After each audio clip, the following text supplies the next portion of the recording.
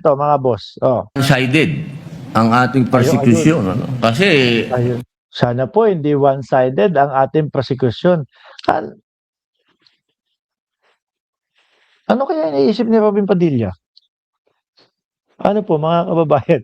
Hindi totoo, ako nagtatanong, ano kaya ang lumilipad sa utak ni Robin Padilla ho?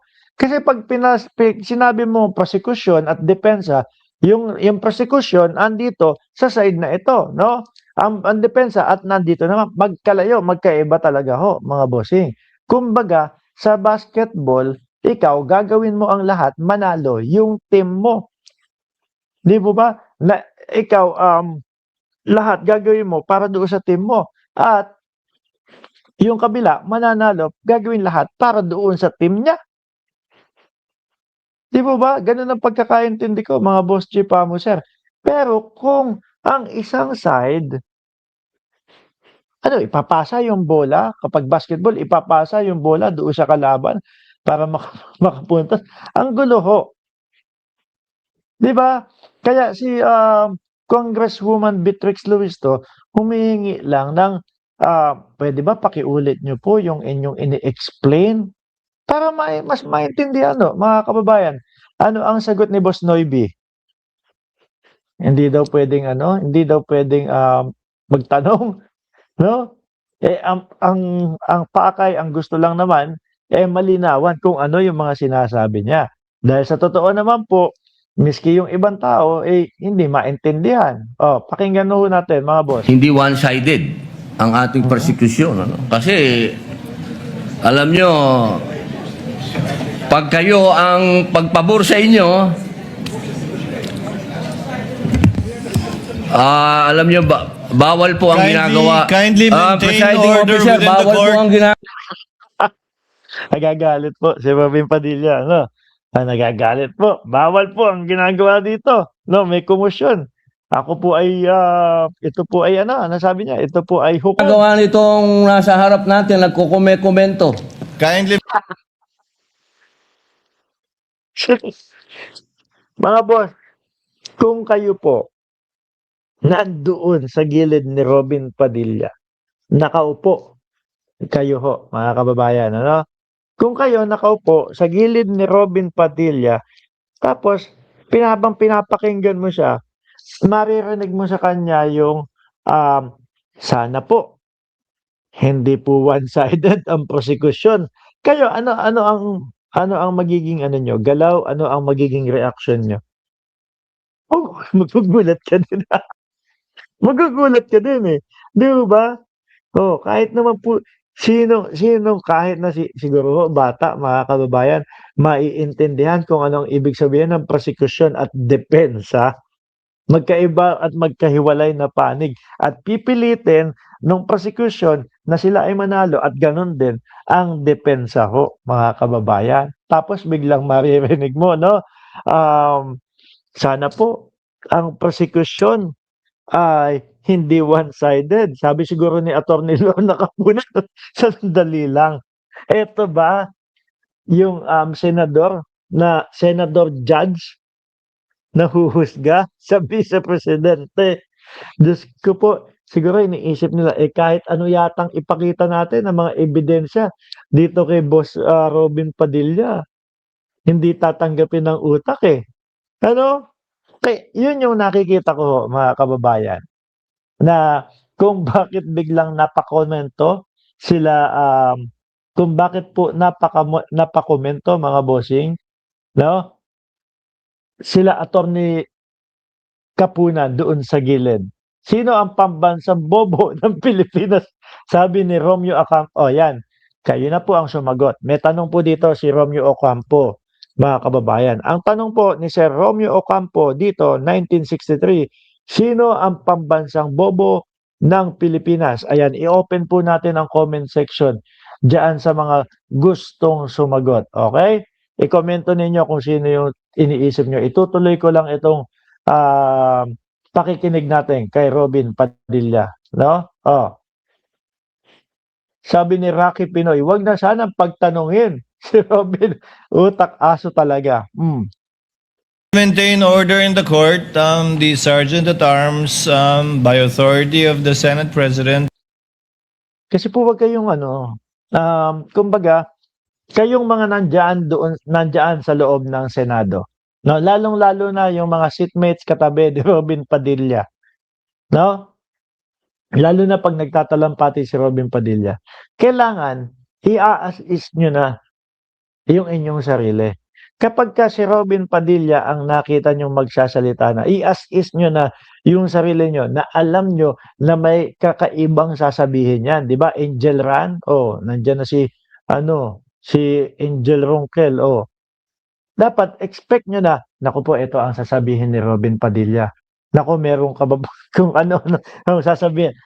Para kapag kayong nagulat, para pagka binitawan yung mga sasabihin na yon, hindi na kayo magugulat. Di ba?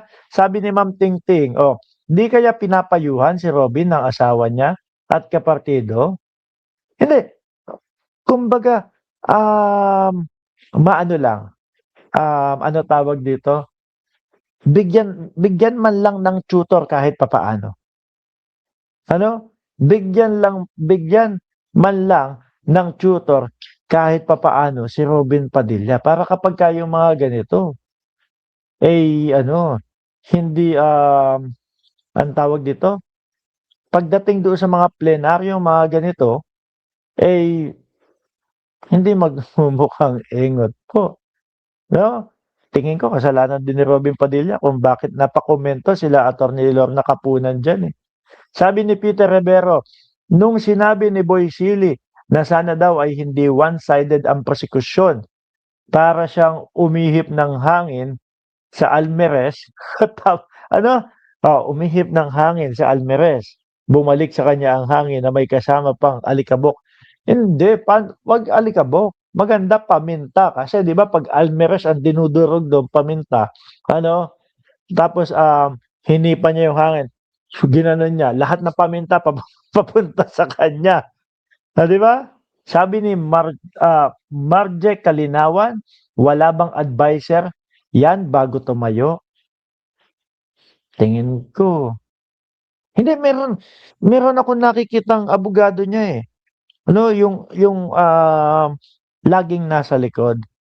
Yung medyo hawig po nung medyo hawig po doon sa kapag katatakutan. Kapag katatakutan ho, yung palabas, gumaganap na bangkay lagi. Yun yung hawig nung nasa likod na laging nakasunod sa kanya eh. No? Yun, tingin ko, ina-advisean siya nun. Pero sablay talaga eh. Sablay ho talaga mga kababayan eh. is directed to kindly maintain. Hindi po order in the sila allowed mag-ingay. Korte po ito. Ikaw naman kasi. Biruin mo, korte pa. Hindi po sila allowed mag-ingay. Korte po ito. Tapos ikaw nagsasalita, bigla sasabihin mo, sana po hindi one-sided ang prosekusyon. Tapos gusto mo hindi magkomento. Siguro napahagikik ko, napatawa ng konti sa gilid. Sila Attorney Lorna Kapunan. Kasi sila Attorney Lorna Kapunan ho yun eh. Albatros, Hanagashi, pag mga BO, di po yan iniisip at di magbabago. Manangani kay Inday daw ho, mga kababayan. At tuloy. Thank you. You may proceed, Senator Judge. Who was speaking? Ako po. You may proceed, Senator. Mag-ingay. Korte po ito. Thank Feel na feel ho, mga kababayan, yung pagiging senator judge niya. Pero tayo naman pong mga nanonood at nakikinig, hindi natin ramdam. Hindi ho natin ramdam yung pagiging senator judge ni Robin Padilla. Madalas, malayo po yung usapin. Sa impeachment, inaantok ako dito kay Robin. Tuloy. you. You may proceed, Senator Judge. Who was speaking? Ako po. You may proceed, Senator Judge. I was Padilla. interrupted. With due apologies. Sandali lang. Naluluha ako dito. I was interrupted. Sila nga din eh. Hindi nagreklamo, nagbulungan na lang, na-interrupt sila habang sinasabi mo yung ano wala sana po eh hindi one-sided ang prosecution, hindi naman sila nagreklamo. Di mo ba mga kababayan? Sila yung binanggit mo, binigkas mo, yung sinabi mo na sana hindi one-sided ang prosecution. Siyempre, nagulat sila na paano sila. Hindi na nagreklamo. Tapos ikaw, I was interrupted. Ayos, ayos, ayos. Iba ho talaga, no? Talagang parang huwag kang mag-isip ng ano pa man. Parang gumaganap lang ho, mga bossing, sa pelikula. Oh, I was interrupted. You may proceed, Senator Judge I was Padilla. interrupted. With due apologies.